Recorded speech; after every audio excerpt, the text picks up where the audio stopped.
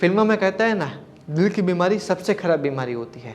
Actually में दिल की बीमारी ही सबसे खराब बीमारी होती है और इसको जांचने का सबसे अच्छा तरीका होता है कोलेस्ट्रॉल रिपोर्ट को पढ़ना। बिकॉज कोलेस्ट्रॉल रिपोर्ट बहुत ही स्टार्टिंग से ही हमें दूर की क्रॉनिक इलनेस की या हार्ट अटैक की एक साइन या सिम्टम हमें दे सकता है।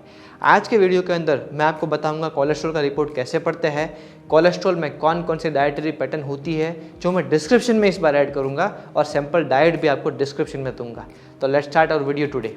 तो कोलेस्ट्रॉल का कोई सिम्टम आपको नहीं देखते, इसीलिए इसे हम साइलेंट किलर भी बोलते हैं। तो ये अगर आपकी उम्र 20 साल से लेकर 40 साल तक की है, आपकी लाइफस्टाइल सही नहीं है या आपका वजन 20 से 25 किलो ज़्यादा है ज़रूरत के हिसाब से, तो आपको कोलेस्ट्रॉल का रिपोर्ट करवाना चाहिए। या तो जो एनुअल साइकिल आपकी होती है रिपोर्ट करवाने की, वहाँ पे कोलेस्ट्रॉल रिपोर्ट ज़रूर से हो जाता है, जिसका नाम होता है लिपिड प्रोफाइल रिपोर्ट। कोलेस्ट्रॉल का रिपोर्ट 8 से 10 घंटे फास्टिंग में करवाया जाता है और 1000 रुपये के अंदर अंदर आपका रिपोर्ट हो जाएगा। आप कोई अच्छी पैथोलॉजी लैब जो मॉडर्न लैब्स होती है उसी से करवाइए, वरना पैथोलॉजिकल रिपोर्ट्स के अंदर भी कोलेस्ट्रॉल के आंकड़े के अंदर बहुत चेंजेस आते हैं। तो जानते हैं कोलेस्ट्रॉल क्या होते हैं। जब आप लिपिड प्रोफाइल करवाते हैं तो आपके पास कई तरह की फैट आपको वहाँ पे देखने को मिलेगी, जो आप यहाँ पे देख सकते हैं वीडियो में, जैसे कि VLDL, HDL, LDL, triglyceride, cholesterol और फ्री फैटी एसिड्स।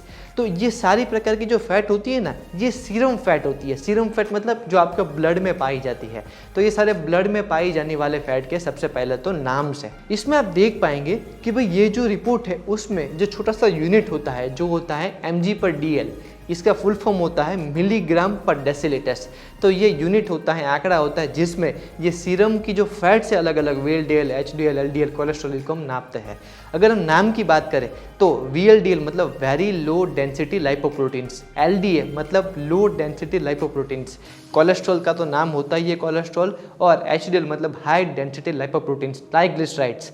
अगर हम बात करते हैं VLDL, LDL एंड HDL की, तो LDL को खराब कोलेस्ट्रॉल माना जाता है, VLDL को भी खराब कोलेस्ट्रॉल माना जाता है, और HDL जो है वो कंपैरेटिवली हेल्दी कोलेस्ट्रॉल होता है। तो स्पेशली HDL की क्वांटिटी जो होती है वो थोड़ी ज़्यादा हो तो चलता है, लेकिन VLDL, LDL एंड आपका कोलेस्ट्रॉल, इनका रेशियो तो बहुत कम ही अच्छा होता है। अब जब भी आप रिपोर्ट पढ़ते हैं तो आपका जो कोलेस्ट्रॉल का हिस्सा है या ट्राइग्लिसराइड की जो फैट है वो स्पेशली आपकी लेस देन 200 mg/डेसीलीटर होना ज़रूरी है।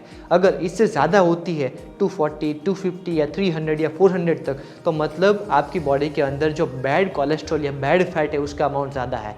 ये क्या करता है, ये आगे जाके आपकी आर्टरीज के जो हार्ट को ब्लड सप्लाई करने का काम करती है ऑक्सीजन वाला, उसमें दिक्कत क्रिएट करती है, और फैट के जो छोटे छोटे पार्टिकल्स होते हैं वो जमना चालू हो जाते हैं, जो ब्लॉकेज क्रिएट करते हैं, और वही ब्लॉकेज आगे चल के हाइपरटेंशन, और हाइपरटेंशन से आगे चल के आपको हार्ट अटैक जैसी खराब बीमारी कर सकता है। हार्ट अटैक के अलावा एथेरोस्क्लेरोसिस भी एक ऐसी बीमारी है जो होती है आपको स्पेशली बैड कोलेस्ट्रॉल ज़्यादा होने की वजह से, लेकिन ये तुरंत नहीं होता, 5, 10 या 15 साल के बाद होता है। इसीलिए मैंने स्टार्टिंग में बोला था ये साइलेंट किलर है। नेक्स्ट तो रेशियो की बात करें LDL एंड HDL की, तो LDL आपका लेस देन 100 होना चाहिए और HDL आपका 35 to 45 के बीच में होना चाहिए, मैक्सिमम 65। तो ये एक आइडियल रेशियो होती है LDL और HDL की भी।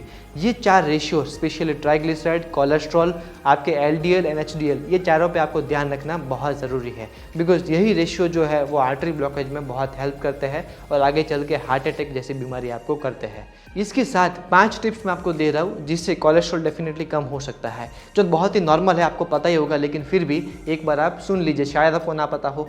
पहली टिप होती है eat more vegetables, fruits and grains. अच्छे सब्जियां वगैरह अगर आप खुराक में लेंगे तो डेफिनेटली आपकी बॉडी के अंदर ज़रूरी विटामिन्स, मिनरल्स मिलेंगे जो फैट को कट करने में बहुत हेल्प करेंगे। ईट फ्रीक्वेंट एंड स्मॉल मील्स, मतलब आप धीरे धीरे स्मॉल मील्स लीजिए, लेकिन हर 3-4 घंटे पर खाना खाइए।